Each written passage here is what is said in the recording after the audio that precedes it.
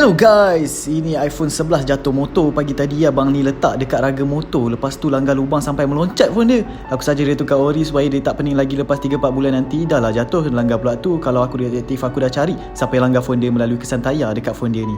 Nampak tepi tu hitam-hitam, mesti langgar punya. Okey, ni LCD dia dah siap buka. Masih original Apple. Baru pakai 3 bulan babe. Tak sempat nak rasa betul-betul lagi. Dah siap pasang LCD baru. Nampak macam baru keluar kilang, berkilat, shining-shining gitu. Nasib baik belakang tak pecah. Kita bagi dia protector free. Bagi sebuah hati sikit. Ini dia protector free. Matte Gaming, supaya lebih senang main gaming. Casing free. Kita bagi dia casing free supaya dia lebih puas hati. Bagi trace guard Matte Gaming supaya dia lebih selesa nak main game. Dan juga casing percuma supaya lebih secure phone dia. Nah bang, ambil. Okay.